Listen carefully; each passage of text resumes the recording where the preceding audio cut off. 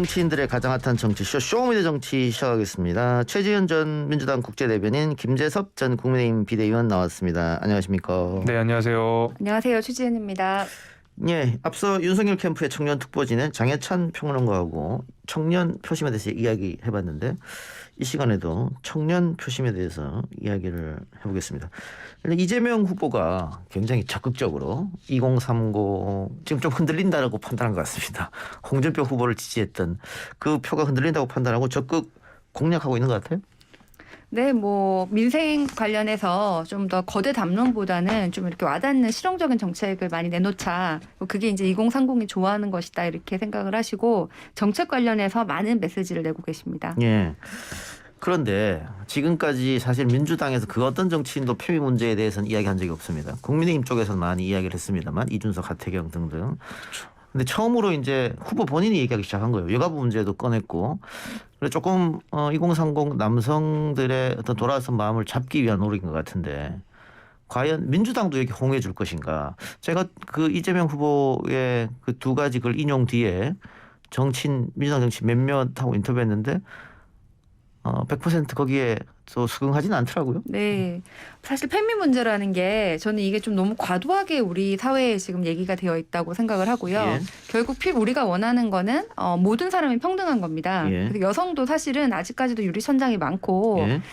이렇게 할당제로 혜택을 본 여성도 있지만은 또 아직까지 차별을 겪는다고 생각하는 분도 많은데 상대적으로 20대 남성이 역차별을 받는다 이렇게 하면서 지금 을과 을의 싸움으로 이렇게 바뀐 것 같아요. 여성과 청년의 싸움은 그 파이 기득권은 사실은 나이 드신 남성들이 많이 가지고 있는데 이 여성과 청년들의 파이를 키워야지 이 가지고 있는 파이 안에서 누가 더 많이 분배하느냐고 싸우는 것은 잘못된 것이라고 생각을 하고 그런 면에서 한쪽을 편들어야 된다는 것이 아니라 두 쪽 다 잘 되는 방법을 찾아야 되는데 그게 우리가 지금 여성 평등 가족부를 여성 성평등, 평등 가족부라고 예. 바꾼 것이 여성, 남성 그리고 심지어 제3의 성까지 다 모든 사람이 평등하자는 그 취지로 바꾼 것이고 그것이 좀 필요한 때가 아닌가 이렇게 생각합니다. 예. 김 비대위원 어때요? 홍준표 후보를 지지했던 표가 고스란히 돌아올까요? 아니면은 조금 시간이 걸릴까요? 시간이 좀 걸리죠. 예, 워낙 다른 컨셉의 후보였잖아요. 윤석열 후보와 홍준표 후보가 예? 사실 한 지붕 아래 같이 있긴 했었지만은 사실 다른 당이라고 해도 무방할 정도로 사실 두 분의 색깔이 워낙 달랐었기 때문에 물론 경제 정책이나 안보 정책에 대해서는 기본적인 정책 관련돼서는 공통적인 것이 많았지만 세부적으로는 굉장히 많이 달랐고 예. 후보의 캐릭터도 많이 달랐고요.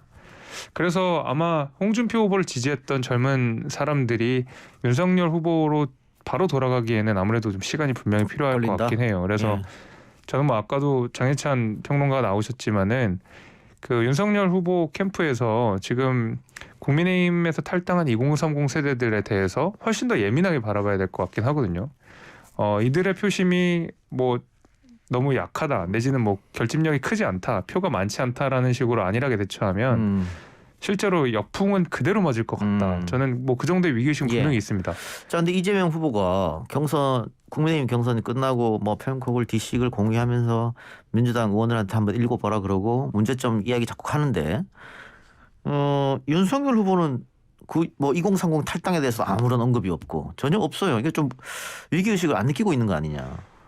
일단은 한 당에 있는 후보로서 근데 아까도 말씀하셨지만 민주당은 이재명 후보와 민주당 의원들 간의 이견이 좀 있잖아요. 있죠. 예. 의견 차이가 좀 있는데 윤석열 후보와 이준석 대표 간의 이견이 있는 것 같지는 않아요. 근데 저희는 같은 국민의힘이라는 정당에 소속해 있으면서 특히 2030 남성들, 2030 그다음에 젊은 세대들에 대한 메시지는 이준석 대표가 가장 화력이 좋고 그 문제를 가장 잘 이해하고 있기 때문에 나름의 역할 분담이 좀 있는 것이 아닌가라고 생각이 되고 보면 이준석 대표는 지금 2030 탈당 관련돼서 굉장히 예민하게 보고 여기에 대해서 거의 연일 메시지를 내고 있잖아요.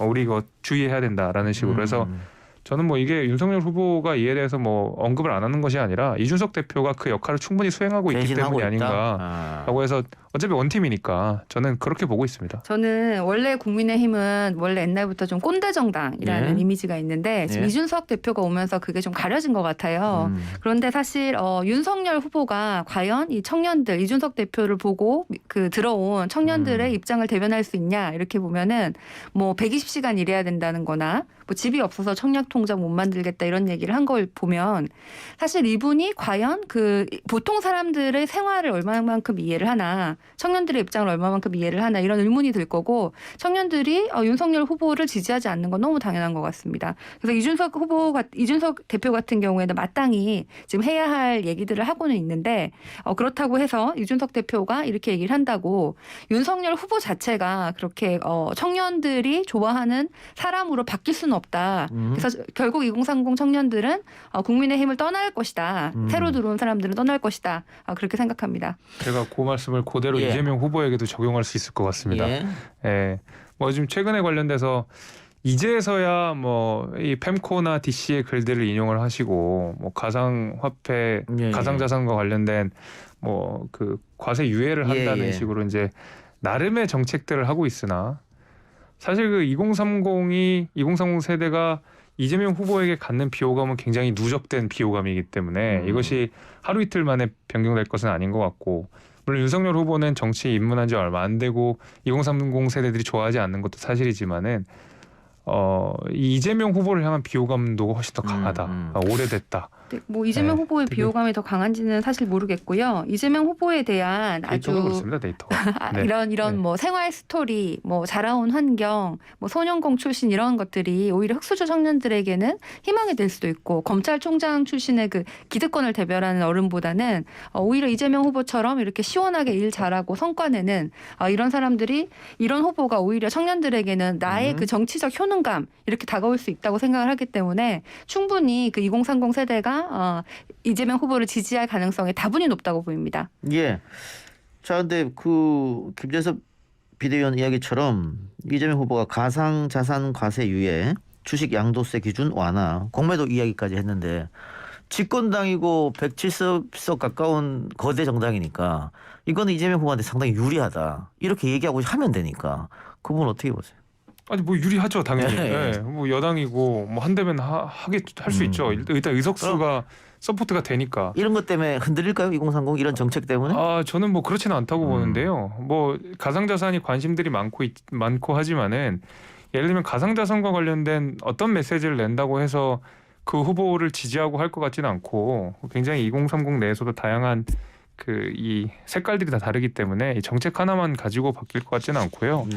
되려 저는 이런 문제 제기를 하고 싶습니다. 저도 30 세대로서 제가 가상자산 관련된 과세 유예를 한다 그래가지고 사실 되게 어처구니가 없었던 것은 뭐였냐면 이재명 후보가 부동산 관련돼서 불로소득 때려잡겠다는 말씀을 굉장히 많이 하셨잖아요. 그러니까 부동산으로 불로소득 가지면 안 된다.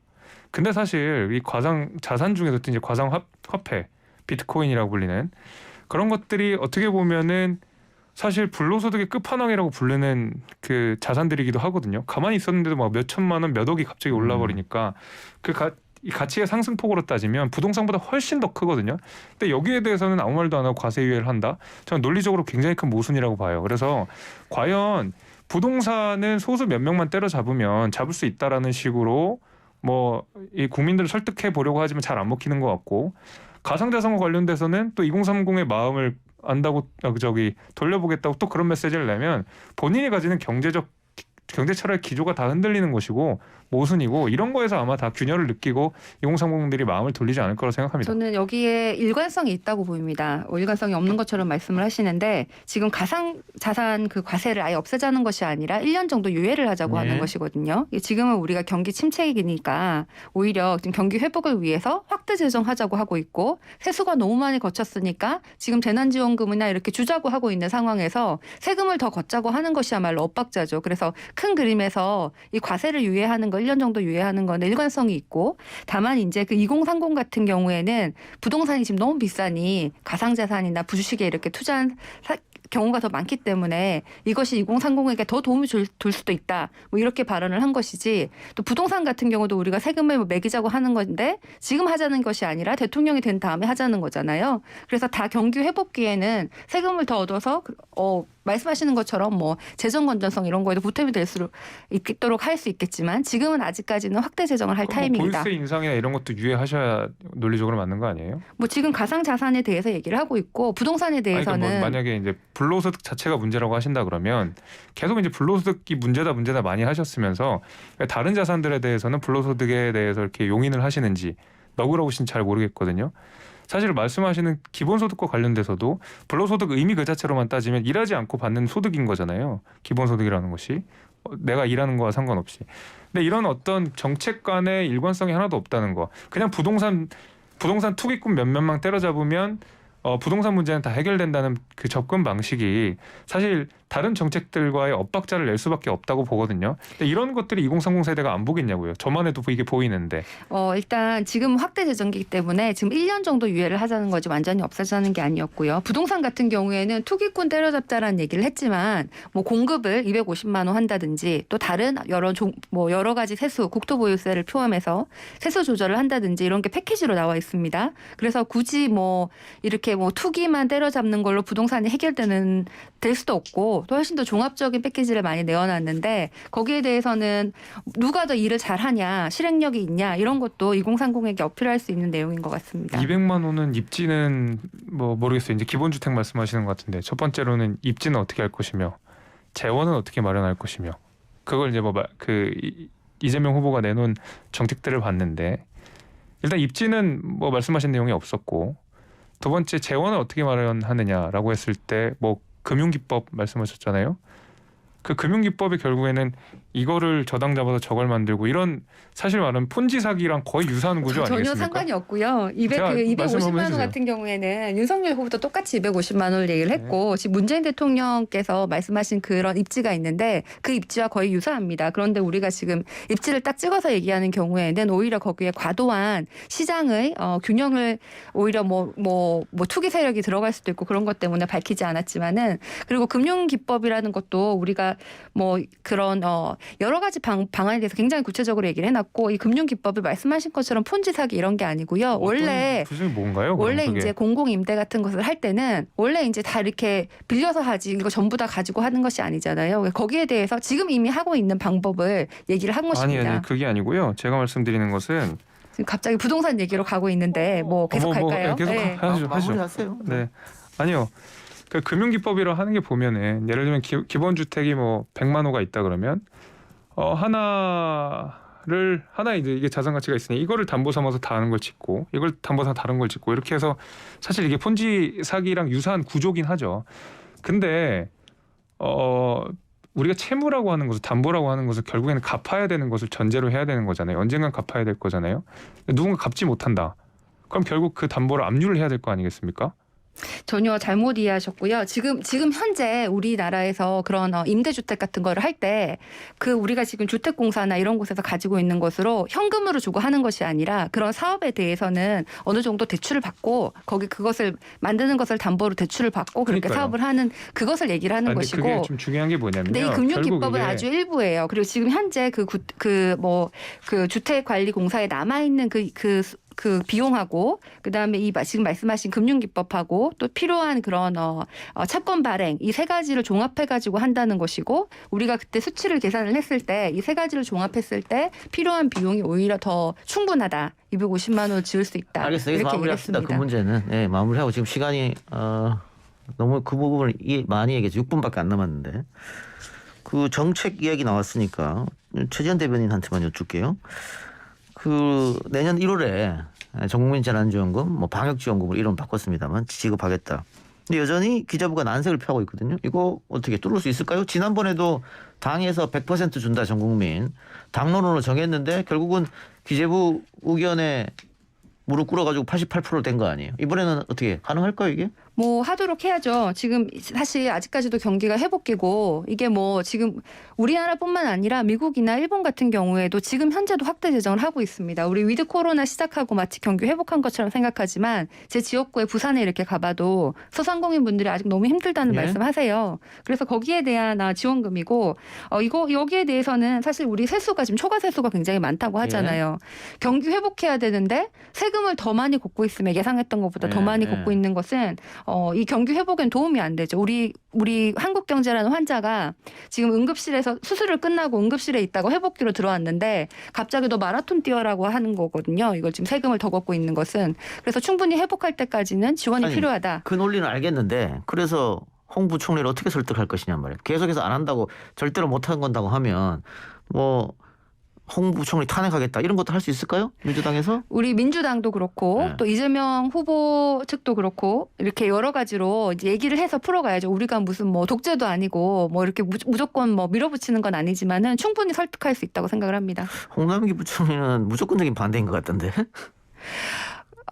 기재부 같은 경우에는 또 그 특성상 보수적일 수밖에 없는 것 같아요. 그래서 하던 대로 그대로를 알겠습니다. 계속 예. 하는 것이 가장 안전하니까 그렇게 하시는 건데 사실 우리 기재부 말 들어가지고 IMF 때도 얼마나 많은 고생을 예. 했습니까? 그래서 기재부가 뭐 경제를 가장 잘 알까? 지금 2021년 대한민국에서 지난 몇십 년 동안 똑같은 조직과 똑같은 방법을 유지하는 기재부 알겠습니다. 일을 들어야 된다는 것에 회의가 아니, 있습니다. 제가 이거 집요하게 여쭤본 게 이재명의 슬로건이 이재명은 합니다인데 기재부도 설득 못 시키면서 뭔 이재명이 한다는 말이냐 이럴 말이 만일 실패하면 그런 말이 나올 가능성이 있기 때문에 여쭤봤고요. 홍남기도 합니다. 네. 네, 같이 합니다. 김재섭 비대위원한테는 김종인 전 비대위원장은 어떻게 될 것 같습니까? 저 그거 아까 재난지원금 반박 아니요. 시간이 없어요. 네. 김정일 위원장님이요. 오시겠죠. 오실 거라고 생각합니다. 그런데 우리가 지금 청년 얘기를 쭉 했잖아요. 네. 2030들이 김종인 전 비대위원장에 대한 이미지가 좋지 않던데요. 또 꼰대 이야기 나오고 상황 이야기 나오고 그럴 것 같은데. 뭐 그런 얘기 항상 예. 있었죠. 예. 항상 늘 있었는데 제가 그냥 1년을 좀 넘게 김종인 위원장이랑 비대위원회를 하면서 제가 느낀 것은 뭐였냐면은 김종인 위원장이 가장 그 젊은 세대가 가지는 정치적 이슈에 대해서 예민하게 보고 있는 게 사실입니다. 왜냐하면 제가 만나봤던 대부분의 정치인들 중에서 유일하게 기후 문제에 관심을 많이 갖고 있고 연금 개혁이라든지 그다음에 출산율이라든지 여기에 대해서 제일 예민하게 바라보고 있었던 사람이 그다음에 청년층 간에 아까 우리는 청년들 얘기를 하고 있지만 예? 청년들 사이에서도 어떤 자산 소유에 따라서 굉장히 큰 이 양극화가 벌어지고 있지 않습니까? 이런 거에 대한 해결 문제에 대해서 제일 관심이 많는 사람이기 때문에 그래서 이미지 자체는 좀 그럴 수도 있겠습니다만은 적어도 정책 면에 있어서는 가장 청년들한테 도움이 되는 정책들을 설계할 것은 제가 분명히 장담할 수 있습니다. 그래서 어쨌든 간에 이 젊은 세대의 마음을 잡는 것은 이준석 대표의 역할이 분명히 클 것 같아요. 이준석 대표가 지금의 국민의힘을 만드는 데 엄청나게 일조를 했기 때문에 다만 국민의힘이 부족한 2030 세대를 위한 정책과 관련된 면에 있어서는 김종인 위원장만큼 잘할 사람이 없다고 저는 자신할 수 있습니다. 저는 뭐 여당이든 야당이든 이거는 우리가 좀 꼭 알아야 될 것 같은데 청년이 객체가 아닌 좀 주체로 좀 만들어줬으면 좋겠습니다. 똑같은 그 구성원을 가지고 똑같은 사람들이 기존에 하던 방식대로 하면서 청년표 얘기를 하는 것이 얼마만큼 청년들에게 진정성이 있을까. 그래서 뭐 여당이든 야당이든 어느 캠프든 청년들을 좀 전면에 앞세우고 청년 정책을 청년들이 만들고 청년들이 얘기할 수 있는 그런 환경을 만들어줘야지 청년들을 데리고 와서도 똑같은 사람들이 권위적으로 이렇게 청년들에게 일을 시키는 것은 아무런 변화를 만들지 못할 것이라고 생각합니다. 알겠습니다. 자, 이제 1분 30초 남았어요. 짧게 30초씩 답변 부탁드릴게요. 대장동 특검에 관해서 이재명 후보가 특검의 범위죠. 맨 처음에 문제가 됐던 부산저축은행까지 범위에 넣는다면 가능하다 이런 얘기를 했습니다. 일단 두 분씩 거기에 관해서 특검에 대해서 짧게 특검은 이제 그동안은 이게 정치적으로 시간 끌기다 이렇게 해가지고 안 한다는 입장이었는데 지금 필요하면 특검이라도 받겠다 당당하다 이런 입장이시고요. 뭐 조건부 이런 얘기를 많이 다시는데 하겠다. 근데 지금 검찰 수사가 진행되고 있으니 이거를 지금 중간에 안 하자는 것이 아니라 여기에 미흡한 게 있으면 특검 하겠다 이런 입장이십니다. 네. 네, 뭐 고발 사주, 뭐 부산저축은행 어쩌고 다 묶고 더블로 갑시다. 무조건 뭐 특검 받고 가야 됩니다. 자신 있습니다. 이거는. 네. 알겠습니다. 자, 고발 사주도 좋고 저축은행도 괜찮다. 네, 대장동만 우리가 제대로 파헤칠 수 있다 그러면 얼마든지 여기 국민의힘에 향한 의혹에 대해서는 묶고 더블로 가는 알겠습니다. 특검 갈 수 있다. 특검 추천은 어디서 해야 됩니까 그러면? 여야가 합의해서 해야 되겠죠. 이러다가 대선 전에 과연 이게 될까? 그래서 그냥 뭐 이거 그냥 계속 이렇게 정치 이슈로 끌다가 의혹도 밝히지 말자 이렇게 될 가능성이 있기 때문에 밝혀야죠. 일단은 검찰 수사에서 진행되는 것을 좀 더 제대로 해가지고 그거부터 좀 신뢰도 검찰 있게 수사 보기를 못한다고 바랍니다. 전 국민이 난리고 지금 야당에서도 연일 지적하고 있는데 네. 검찰 수사 언제까지 바라보실 거예요? 저도 봤을 때는 검찰이 어떤 결과를 내놔도 국민들은 만족하지 않을 겁니다. 결국은 그러면 특검 갈 수밖에 없는데 제가 김재섭 비대위원한테 그럼 추천은 누가 하느냐 이거 던진 거는 그거부터 여야 협상이 쉽지 않을 것 같은 생각이 있어서 한번 질문해 본 거예요. 그만큼 여야가 범위, 기간 또 누가 추천을 하느냐 여기로 많이 좀 다툴 것 같습니다. 조금 더 지켜보도록 근데 하겠습니다. 아마 국민들이 바라보시기 때문에 야당에서도 고집할 부분들을 많이 내려놓을 거예요. 그거는 뭐 틀림없습니다. 두 말씀 오늘 여기까지만 듣죠. 지금까지 김재섭 전 국민의힘 비대위원, 최재현 전 민주당 국회대변인이었습니다. 수고하셨습니다. 고맙습니다. 감사합니다.